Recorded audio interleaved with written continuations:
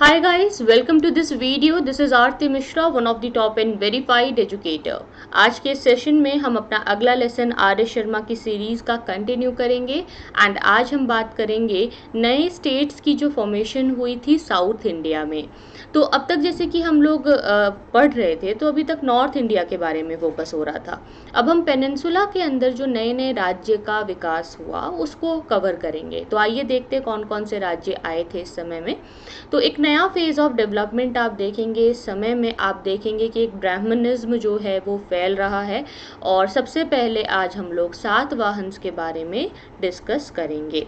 सातवाहन के बाद फिर हम जानेंगे कि यहाँ पे वाकाटक आए थे, चालुक्याज आए थे, इश्कवाकूज आए थे एंड पल्लवाज आए थे, देन कदम्बाज, गंगाज एंड कालाभ्राज, इन सब का कॉन्फ्लिक्ट जो हुआ था, स्पेशली जो पल्लवाज और चालुक्याज का कॉन्फ्लिक्ट था।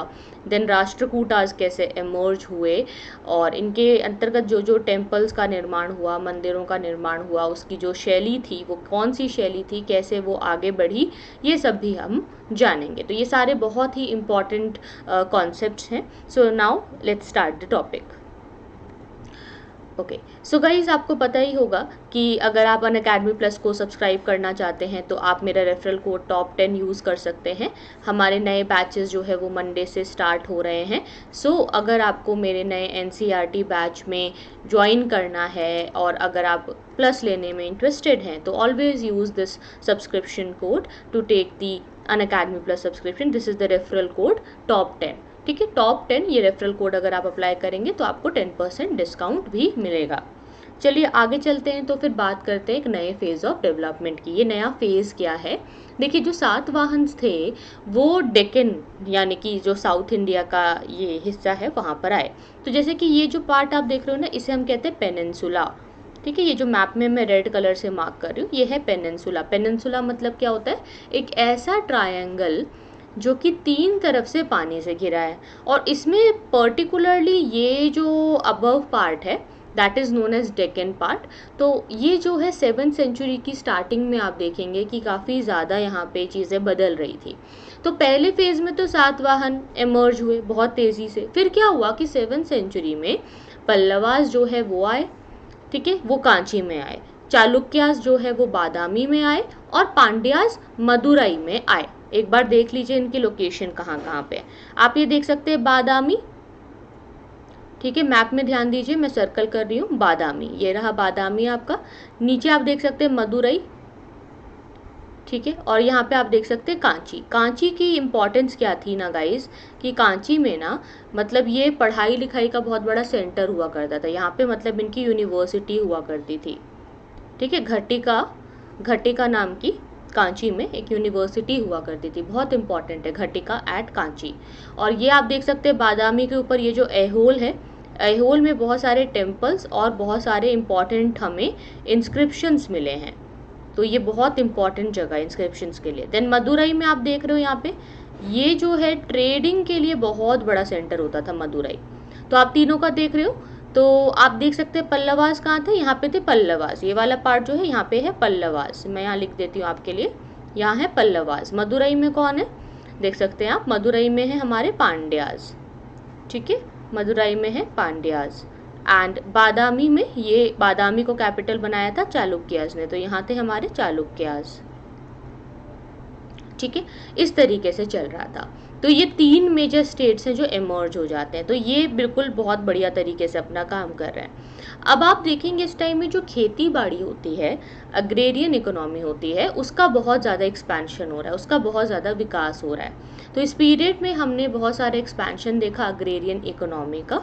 और अगर हम बात करें ब्राह्मणिज्म की, तो ये जो फेज़ है इसमें हम देखते हैं कि कंस्ट्रक्शन स्टोन टेम्पल्स के बहुत हो रहे हैं एंड ब्राह्मणिज्म का विकास यानी कि हिंदू धर्म और हिंदू धर्म के अनुसार जो चीज़ें होती हैं उसमें आप बहुत बड़ा डेवलपमेंट देखेंगे।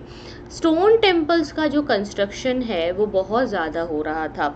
विष्णु भगवान के और शिव भगवान के कई सारे मंदिर बनाए जा रहे थे और इसकी शुरुआत की थी पल्लवास ने। तो पल्लवास थे जो कि साउथ इंडिया में टेम्पल आर्किटेक्चर को शुरू करते हैं। तो पहले तो ये लोग रॉक कट टेम्पल्स बनाते हैं जिसमें कि सिंपली मोनोलिथिक टेम्पल्स हैं, केव की दीवारों को काट करके, रॉक्स को काट करके बना रहे हैं। धीरे धीरे ये लोग फिर रियल स्ट्रक्चरल टेम्पल्स जो होते हैं वो भी बनाने लगेंगे। तो आप ये देख सकते हैं कि किस तरीके से इनका एक नया फेज ऑफ डेवलपमेंट है। तो पल्लवास, चालुक्यास और पांड्यास। अब होगा क्या कि इसमें दो बहुत ज़्यादा बड़े पावर बन जाएंगे। पल्लवास बहुत ज़्यादा बड़े पावर बन जाएंगे और पल्लवास और चालुक्यास के बीच में ना कॉन्फ्लिक्ट होगा कि कौन इस रीजन का मास्टर बनेगा और कौन इस जगह को जीतेगा। तो आप देखेंगे कि पल्लवास के एक राजा थे पुलकेशिन सेकेंड, ठीक है, इनके बारे में हमने पिछले लेसन में भी बात की थी। यहाँ पे एक राजा थे इनके पुलकेशिन सेकेंड। पुलकेशिन सेकेंड ने हर्षवर्धन को भी हराया था और पुलकेशिन सेकेंड ने कई बार जो पल्लवास के रूलर्स थे उनको भी हराया था, उनको एक्सपेंशन करने से रोका था। तो अभी हम लोग देखेंगे कि ये कैसे होगा। अभी आप देखिए कि ये जो साउथ इंडिया का ये जो पूरा डेक्कन का पार्ट है, यहाँ पे जो हमारा नदर्न महाराष्ट्र का इलाका है और विदर्भ का इलाका है, बेरार जहाँ पर आता है, यहाँ पे जो सातवाहंस थे उनको रिप्लेस किया था वाकाटक्स ने। वाकाटक जो है वो लोकल पावर थी, तो लोकली यहाँ पे ये लोग रहते थे और वाकाटक्स जब एमर्ज हुए तो वो बहुत ज़्यादा अच्छे से इस एरिया को मेंटेन करेंगे। आप यहाँ मैप में देख सकते हैं वाकाटक्स की जो पोजीशन है, Here you can see in the map, ये सारा जो पार्ट है। तो वाकाटक्स जो हैं ये लोग ब्राह्मण थे, तो ये लोग जब खुद ब्राह्मण हैं तो ब्राह्मणों को तो खूब ये लोग लैंड ग्रांट्स देंगे ही, बहुत ज़्यादा ज़मीनें, बहुत ज़्यादा दान दक्षिणा ब्राह्मणों को ये लोग देते थे। और जो बहुत सारे वैदिक सेक्रीफाइसेस होते हैं, हवन यज्ञ करवाना, पूजा पाठ करवाना, ये सब भी ये लोग करवाते थे। इन लोगों ने जो है ब्राह्मणिकल आइडिया को बहुत तेज़ी से साउथ इंडिया में ग्रो किया और जो मतलब एक सोशल इंस्टीट्यूशन होता है जो कि ब्राह्मणिकल ऑर्डर पे बेस्ड है, वैदिक ऑर्डर पे बेस्ड है, वो एक इंस्टीट्यूशन इन्होंने साउथ इंडिया में बहुत ज़्यादा उसको स्ट्रेंथन किया। वाकाटक्स की जो पावर है उसमें आप देखेंगे कि वो बहुत ज़्यादा लंबी भी नहीं चलती, क्योंकि बाद में यहाँ पे चालुक्यास आ जाते हैं। वी ऑल नो कि यहाँ पे चालुक्यास जो आ जाएंगे और चालुक्यास इसको घेर लेंगे। चालुक्यास जो है इनकी कैपिटल हमने ऑलरेडी देख लिया है कि वो बादामी में थी। तो ये जो बादामी वाले चालुक्यास जो आप यहाँ पे देख रहे थे, ये वाला जो पार्ट आप यहाँ पे देख रहे थे, ये लोग जो है धीरे धीरे फैलते जाएंगे और ऊपर ऊपर तक ये लोग चले जाएंगे। तो काफ़ी ज़्यादा तेज़ी से चालुक्यास बाद में हमें फैलते हुए दिखेंगे। तो चालुक्यास ये हैं कौन, कैसे ये आते हैं, देखिए।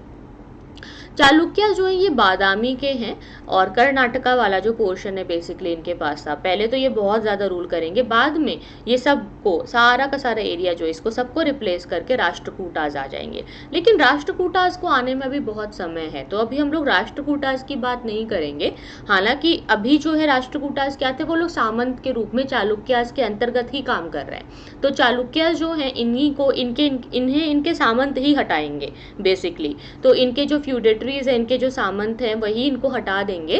खैर, लेकिन अभी चालुक्यास बने हुए हैं। इनका जो किंगडम है उसकी शुरुआत जो हुई, उसकी स्टैब्लिशमेंट की जो शुरुआत हुई वो 6th सेंचुरी एडी में हुई थी। और सबसे पहले वेस्टर्न डेक्कन से ये लोग शुरू हुए। इन्होंने फिर अपने आप को स्टैब्लिश किया और जो बादामी के अंदर जो एरिया है वाटापी पे इनका जो कैपिटल है वो स्टैब्लिश हुआ। और ये जो है बीजापुर के इलाके में अभी आ जाता है, कर्नाटका के हिस्सा में ये आता है, कर्नाटका के जो हिस्से हैं उसमें ये पड़ता है अभी। इसके बाद एक और हमारे छोटे से एरिया पे कुछ समय के लिए एक कुछ इम्पॉर्टेंट डायनेस्टी आती है जिसका नाम था इक्ष्वाकुस। बहुत इम्पॉर्टेंट है ये। तो ये जो है ये सातवाहन जो पावर थी वो तो डिक्लाइन हो गई थी। तो सातवाहन की जगह पर जैसे यहाँ पे इधर चालुक्यास वाकाटक्स हो रहे थे, तो उसी टाइम में बीच में इक्ष्वाकुस भी आए थे। तो ये जो है ये इनकी power eastern part of peninsula में आप देखेंगे, जो ईस्टर्न पार्ट ऑफ पेनिनसुला है जहाँ पे आपका ईस्टर्न जो है पार्ट आ जाता है। आप यहाँ पे देख सकते हैं ईस्टर्न घाट का ये जो इलाका है ना, यहाँ पे आप इसमें मैप में नज़र डालें तो you would be able to see this। ये वाला जो पर्पल पार्ट है this was of this इक्ष्वाकुस। तो ये इक्ष्वाकुस जो है ये कृष्णा गुंटूर रीजन जो है वहाँ पर बैठे हुए थे और इन्होंने लैंड ग्रांट्स की प्रैक्टिस जो है वो शुरू की थी इस कृष्ण गुंटूर रीजन में। तो ये जो पार्ट है इसमें ये लोग बहुत सारे कॉपर प्लेट इंस्क्रिप्शंस में इस चीज़ के बारे में मेंशन कर रहे हैं, जो ये लोग लैंड ग्रांट्स देते थे उसका मेंशन ये लोग कर रहे हैं। तो कई सारे इंस्क्रिप्शंस जो हैं वो हमें डिस्कवर हुए हैं। ओके, इसके बाद आप देखेंगे कि जो पल्लवास हैं वो आए। तो पल्लवास जो हैं आप इनको देखोगे कि ये बहुत बड़ी पावर बनते हैं, और इक्ष्वाकुस बहुत लंबा चल नहीं पाते हैं क्योंकि वैसे भी उनके पास बहुत ज़्यादा इतनी पावर नहीं थी, तो बाद में ये पल्लवास यहाँ पे आएंगे। तो पल्लवा का मतलब क्या होता है? क्रीपर, ठीक है। यानी कि एक संस्कृत वर्जन में इसका देखें तो वर्जन है ये एक वर्ड का जिसका नाम होता है टोंडई, ठीक है। तो ये जो है इसका मीनिंग वही है, क्रीपर, जो क्रीपर होते हैं जो आगे करके बढ़ते रहते हैं। तो ये जो है ये तमिल में जो वर्ड पल्लवा है इसका एक रॉबर का ये एक साइनोनेम है, यानी कि जो डाकू होते हैं, दूसरों के ऊपर डिपेंडेंट होते हैं कहीं ना कहीं, तो ये जो डाकू होते हैं, रॉबर्स होते हैं, उसका ये साइनोनिम है। तो पल्लवास का कुछ कुछ इस तरीके का बैकग्राउंड हमें लग सकता है। खैर, इनके एक्सटेंशन की अगर हम बात करें तो ये सदर्न आंध्रा में और नदर्न तमिलनाडु में बहुत ज़्यादा एक्सटेंडेड थे, और इनका जो कैपिटल था वो कांची में था, ठीक है, जो कि मॉडर्न अभी कांचीपुरम है वहाँ पर। तो आप ये देख सकते हैं मैप में, ये कांची है, यहाँ पे कांची की आप लोकेशन देखिए। साथ ही कुछ इंपॉर्टेंट जो एरियाज हैं उनकी लोकेशन आप यहाँ पे ध्यान दीजिए। ये है बीजापुर आपका, ये है कैलीकट। अच्छा, कैलीकट का सिग्निफिकेंस बताइएगा, कैलीकट में कुछ हुआ था, कुछ याद अगर है अगर आपको तो आप मुझे कमेंट से बताइएगा कि कैलीकट की क्या सिग्निफिकेंस है, why Calicut is so important. फिर यहाँ पे आप देख सकते हैं मदुरई है, और ये आप देख सकते हो मसूलीपट्टनम। खैर, मसूलीपट्टनम की भी कुछ इंपॉर्टेंट सिग्निफिकेंस है, you can let me know in the comment box. अच्छा, अब अगर आप देखिए जो कांची का इलाका है ये बड़ा आइडेंटिकल है, तो ये मॉडर्न कांचीपुरम के एरिया में आता था, और ये जो कांची है ना ये एक टाउन ऑफ टेम्पल्स बन जाता है। यहाँ पे कई सारे मंदिरों की स्थापना होती है, और यहाँ पे बहुत ज़्यादा वैदिक लर्निंग को सिखाया जाता है। पहले जो टेम्पल्स होते थे ना गाइज, ये टेम्पल सिर्फ मंदिर नहीं है कि यहाँ पे बस मूर्तियाँ हैं और मंदिर है। टेम्पल एक लर्निंग का सोर्स होता था। टेम्पल जो है वहाँ पे आर्ट एंड कल्चर्स का, जो डांस, ड्रामा, ट्रेडिशन, सब कुछ चीज़ों का डेवलपमेंट होता था, क्योंकि काफ़ी ज़्यादा मात्रा में लोग मंदिर आते थे, तो वहाँ पे कलाकार अपनी कलाकारी को दिखाते थे, और वो पूरा मतलब एक तरह से पूरे शहर में कई सारे लोगों को एम्प्लॉयमेंट देता था, कई सारे लोगों को अपॉर्चुनिटीज़ देता था। तो टेम्पल्स के अंदर काफ़ी कुछ होता था।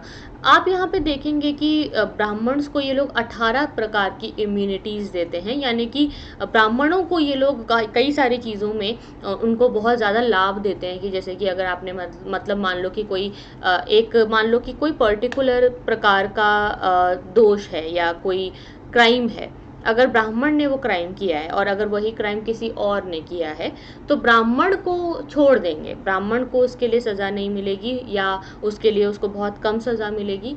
लेकिन अगर वो किसी और जाति के इंसान ने सेम क्राइम किया है तो उसको ज़्यादा सज़ा देंगे। तो ऐसे बहुत सारे इम्यूनिटीज़ थी जो ब्राह्मणों को मिली थी, अलग अलग प्रकार से ब्राह्मणों का काफ़ी ज़्यादा संरक्षण हमें पल्लवास के अंतर्गत देखने को मिलता है।